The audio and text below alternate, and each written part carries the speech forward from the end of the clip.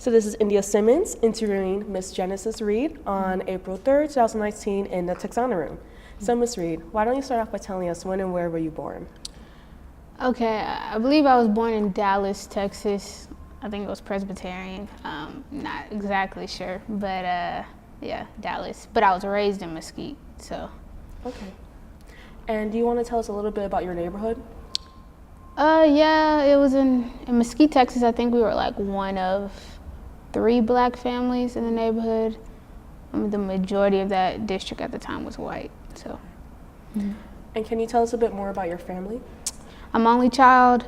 My father is a truck driver and a pastor, and my mother is a respiratory therapist, or was. They're both retired now, but. Yeah. So growing up, what did a normal day at home look like for you? I think it depended on if we're talking about elementary, middle school, or high school. We can start elementary, middle. Elementary, middle. Yeah. My elementary school was really close, so I'd walk to school. My cousin stayed with me at the time, so we both would walk to school, walk back. Pretty quiet, kept to myself. I don't remember much of elementary, but I guess it was a good time. I don't know. I made it through, so that's what matters. Yeah.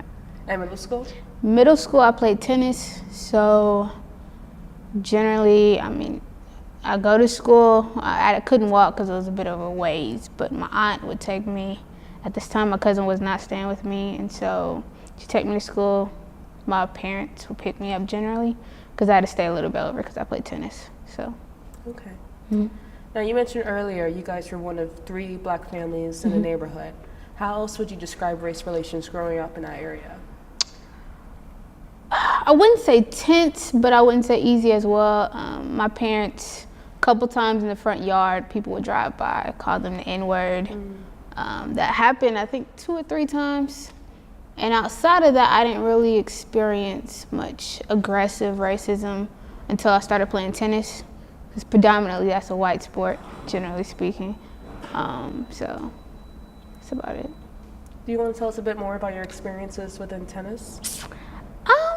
I say that, but I just feel like sometimes when we at tournaments, we go out into, I call it the rural parts of Texas, and so, you get sparse comments from parents, maybe from students. But at that point in time, I was pretty, I don't want to say accustomed to it, but it didn't shock me.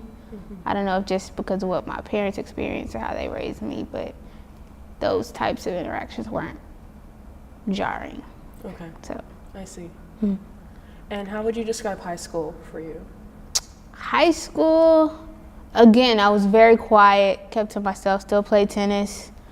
I think at this point I was in some AP courses.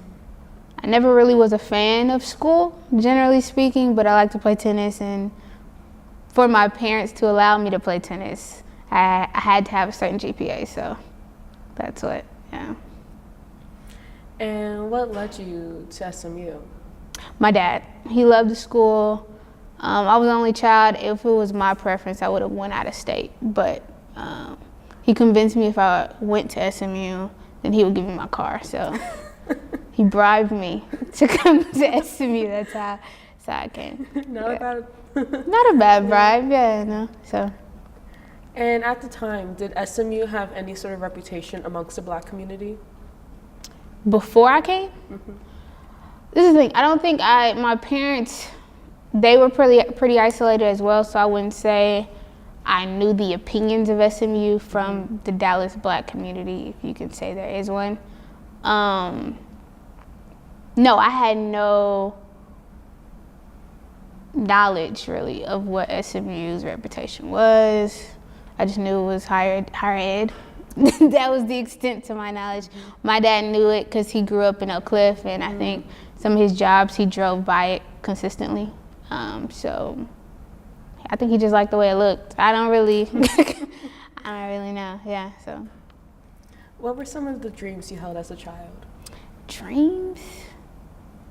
That's the thing. I didn't really think that far ahead as a kid. I just wanted to play tennis. That's really. I wanted to win the tournament. Get decent grades so I could keep playing. I really didn't think that far ahead. Honestly, didn't even want to go to college after I graduated. My parents had consistently saved a college fund And so they were like, if you didn't go, we're taking this money and going on a cruise. And I was just like, no way, Jose, I'm going to college. So that's how that proceeded. But yeah, like it wasn't dreams. I don't know. I just didn't think that far ahead when I was young. So. Did you have any expectations coming into SMU? None whatsoever. It was one of those things, like my parents had ingrained education into me at that point. So in my mind, I assumed it was needed to be whatever success is defined as. And so I just came with that knowledge, and the knowledge that I was getting my car in a year. So that was the only reason. So when you first got to campus, how welcoming was the environment? Welcoming? That's the thing. I think when I first came, I wasn't even looking to be welcomed. It was just, I was pretty much sheltered as a child. And so coming to campus, moving in, and just being around all these people was kind of like, whoa. Because especially I was the only child. I had never shared a room before until that point. So it was just, everything was a shock. I hated the food because my mother cooked every day when I was at home. So everything was a shock. So, but the Black community was very welcoming. I still talk to a lot of my mentors that I had then, now. So they were really welcoming. But it wasn't something I was expecting because I wasn't raised with, I guess. I had cousins I looked up to, but I never really looked for a mentor growing up. Like that was a new concept to me when I got here. So that was interesting. And during your time as an undergraduate, did you live on campus? I did. First year I lived in Momac, Morrison McGinnis, and the next 3 years I lived in Service House. Okay. Mm-hmm. Roommates? Yeah, first year. Because Momac has that suite mate situation, and so the first year I had 2 different roommates. So I got into it with my first semester roommate, and second semester roommate, we're cool. Like she was great.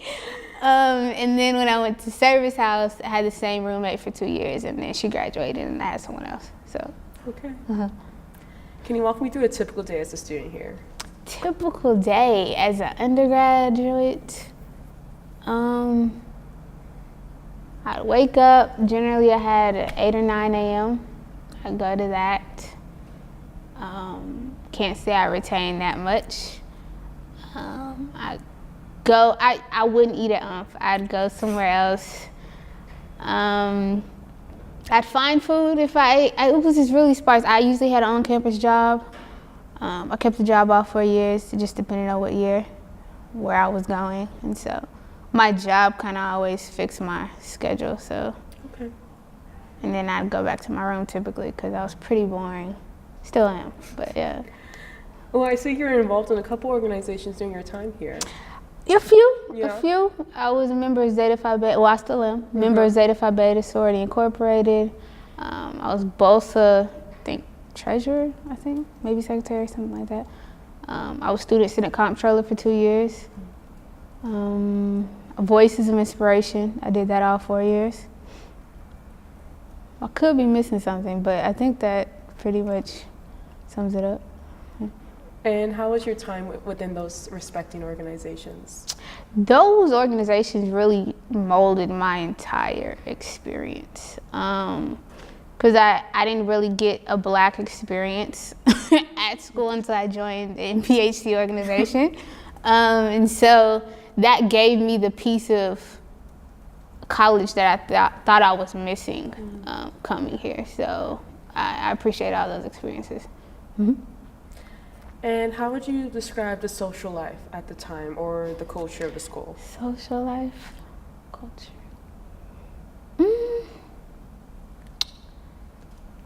I feel like, how would I describe it? I wouldn't say tight or close-knit, but I would say present. Like I knew there were people I could go to and talk to. My best friends that I currently have, I met them here. I still talk to them. And I'd say that there was I think it was close, you know. I'm the wrong person to ask because I don't typically look for community. So, but I knew it existed. So I think that would be the best description of it. Mm-hmm. And how would you describe your friend group? Very close. I ran with around 4 to 5 girls and a couple of guys. Yeah, it was pretty close knit. Were they members of the Black community? Majority of them were, yeah. Okay. Mm-hmm. There was like 1 to 2 people who weren't. Okay. Mm-hmm. What would you say was your most memorable experience here? My most memorable. I have so many. Going to Poland with the Human Rights Department. Human Rights Department in general just opened up the world to me, and so I know I wouldn't be who I am without the Human Rights Department, and so I guess everything I did under that major just stands out in my mind incredibly. So I guess going to Poland, I'd say, because that snow was a killer, man. That was, I still have those memories in my mind right now. Yeah, Poland probably was. Uh-huh. And so you majored in political science and human rights, correct? Yes, I was waiting on human rights because when I first came in, it hadn't been declared a major yet, it was a minor.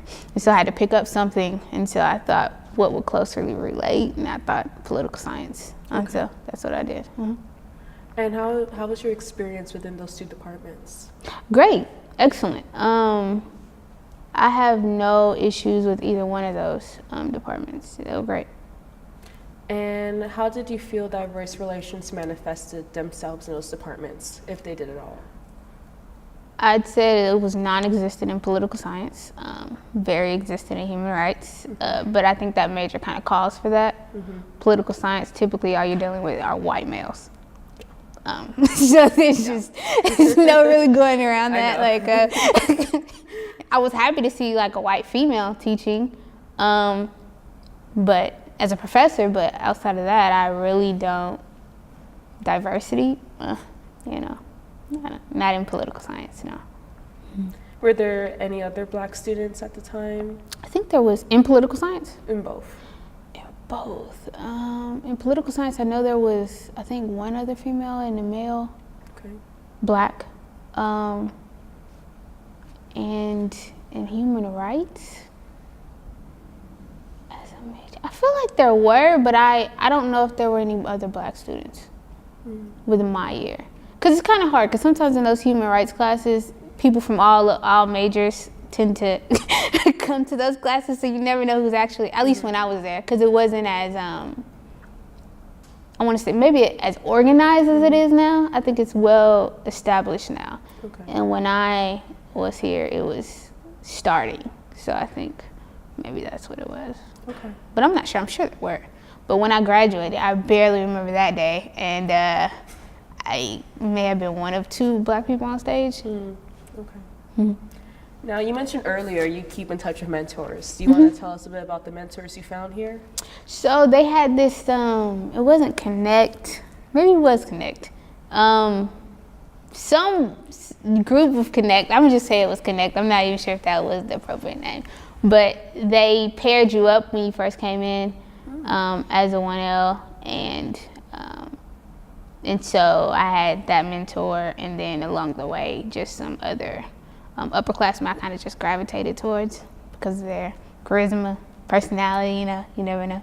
But yeah, that's how that happened. And I was supposed to be somebody's mentor, but I don't think I was the best mentor, but yeah. But I was a lot of people's mentee, I think. So, okay. Yeah. Now, I think I saw somewhere, were you involved in a Big Ideas project? Open Minds? I was. Wow. You want to tell us about you that? did some digging, yeah. It wasn't my project, though. Okay. It was Trisha St. Flaire's. It was her project, and I just happened to be a part of it. So she found a foster care. It was, I forget the name of it, but it was coordinated with some church out in Dallas. And we would go there and it was like big brothers, big sisters for like this foster care community. And so we had some children that we mentored, and we brought them gifts, and we had like scheduled events, just not just introducing them to the idea of college, but giving them someone to talk to essentially during that time. So. Okay. Now, overall, how well did you feel that the Black community was represented at SMU? What is your definition of representation? How do you gauge it as? Being represented. I think that is a very hard word. I don't think there was enough of us to ever fulfill any type of definition of what representation entails. But I do think a lot of people were recognized for things they had done. Like, I think I knew a lot of minorities who were getting M awards, et cetera, you know, John L. Freehafer, like stuff like that. And other awards that they do at those ceremonies. So you saw people getting recognized, but in regards to representation, I think, because for me, the biggest event probably on campus is homecoming. And I had, during my time there, I didn't see any minority cast for the, what is that, Mr. and Mrs. SMU? I didn't see any minorities on that list. So that type of representation, no, but academically they were recognized, and organizations and stuff like that, so I guess. Now, you yourself were a recipient of the M Award. Right. And the Freehafer Award as well. Right, that's why I named it, because there's the only two I remember. You want to tell us a bit about that, getting those awards? How'd that feel for you? It was nice. It kind of was shocking. Because I think at the end of my time, I didn't feel like I knew people who had done way more than I had, you know, and so I was shocked. It was nice, you know, I was appreciative. But like I said, it was shocking. I guess I just didn't look at my time as being that impactful, but hey, you never know. Now, back to the representation real quick.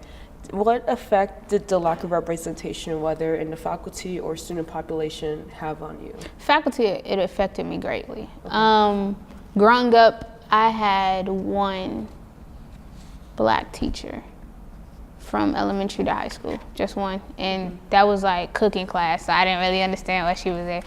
But in here, I only had two, Professor Hamilton and then Professor Dixon Weaver. Wait, I don't know if that's her last name. Professor Dixon. Professor Dixon and Professor Hamilton. Neither of those two people were in my majors. So I literally just took them to have a Black professor.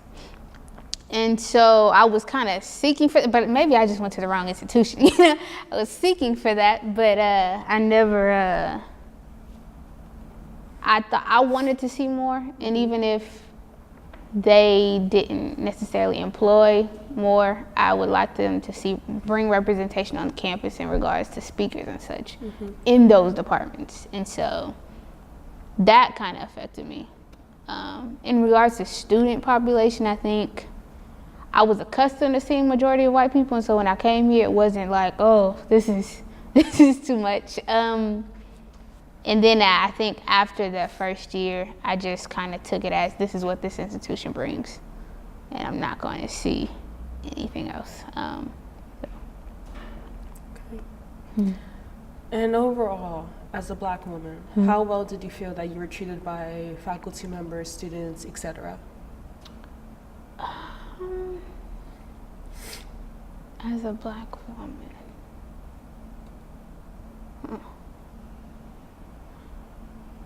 I think as a student, I don't remember having any real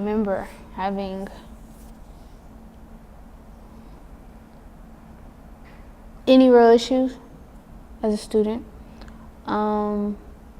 In regards to faculty or professors, yeah, I don't really remember anything. But I think with other students, like, there's tons of times I've gotten into it with people, and I perceive it to be based upon my race and gender, but who knows why it was actually. But I think as a student, it was kind of difficult, but you're dealing with not just race, but class.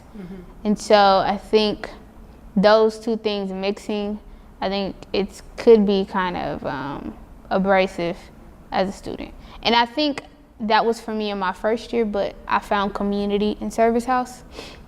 And so I was around a lot of like-minded people for 3 years. And that's where I was always at, in the Service House. And I didn't really venture outside of that. So maybe that's what kind of molded my experience too. But in regards to faculty, I don't remember having any, maybe a couple, but they're not memorable, so I can't really speak to that. Okay. But I say no in regards to faculty. Okay. And how did you feel about graduation?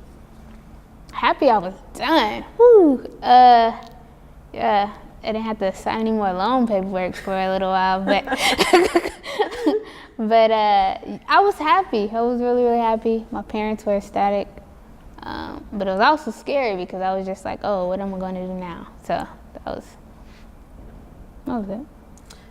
And I would like to clarify, your mother had gone to college as well? She has a 2-year associate's degree. Okay. So I don't know if that actually, it counts, let me just say that, but it's not a 4-year, so. Okay. And my father attempted community college, but decided it wasn't for him, so. So were you the first person in your family to get a 4-year degree?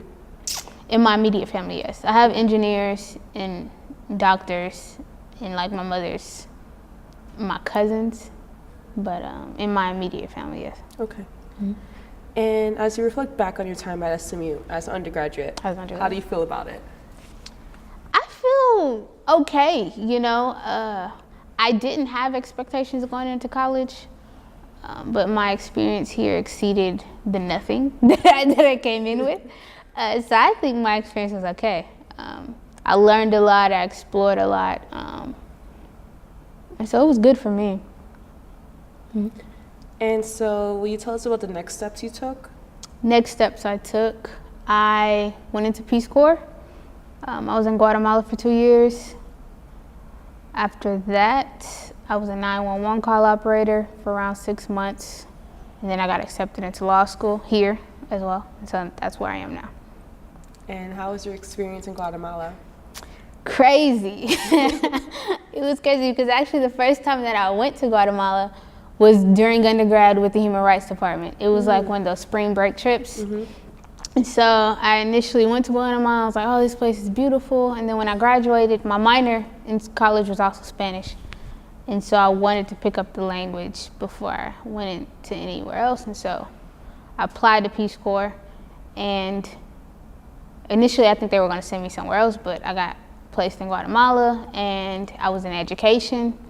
And they sent us to neighborhoods or areas where I was at, which had a high teenage suicide rate and a high teenage pregnancy rate. And so they wanted curriculum in elementary schools that would try to knock down those numbers, statistics wise. And so we created like scaled down lesson plans for teachers to implement in their schools, I guess just to give them more knowledge on those topics and areas, and they thought that was the best method to do so. And it was in elementary schools because retention rate after 6th grade dropped like 50%. So that's what their target was, and that was my position at the time.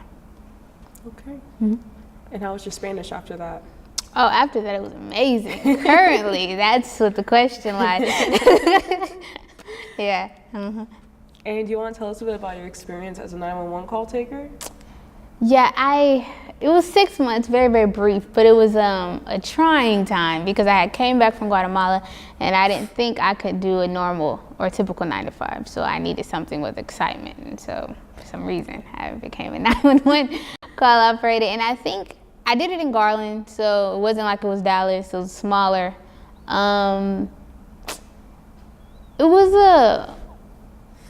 It was a lot. I mean, you could get anything from an elderly person asking where the Pizza Hut is to a suicide call. Like it was vast, and it was a lot to pick up in a short amount of time.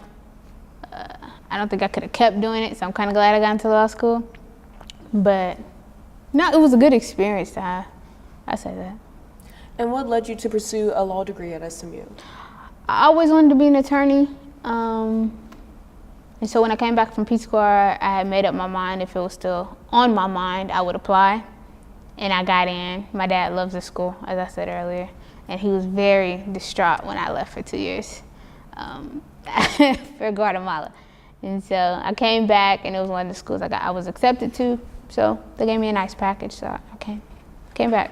Very nice. Mm-hmm. And was that the main reason for your return/stay in Dallas? Well, I'm the only child. My parents are getting older, and I was thinking originally about embassy work and just staying outside of the country and just doing that 2-year turnaround, how most people in the embassy do. But I thought of my parents, and when I was away, both my grandmothers had passed, my aunt had passed, and so I was feeling some heart tugs, so I came back home. And I decided to just establish myself here in some capacity. I didn't necessarily know it was going to be law school at the time, but I just came back to establish myself at least in Texas. And what are your goals for after law school? I want to practice. I want to actually take the bar. Okay. And I'd like to practice somewhere in Texas. I love public interest work. I love the things that legal aid does in the local community. And I'm really big on affordable housing and seeing more of it implemented in Texas, or Dallas specifically. And so, yeah, I'd like to do something with that. As far as position-wise, I'm not sure. I'm still kind of all over the place, but I love to see change in the community, and I've been pursuing that since I checked human rights in undergrad, so that's what I'll keep doing. Very nice. Mm-hmm. And what does life look like for you now? Crazy. Class. That's all I do. Study. I'm in my second year. I have 1 more year left. And so hopefully May 2020 I'll be out. So. Very nice. Mm-hmm. Would you say, do you have any regrets at all? Regrets?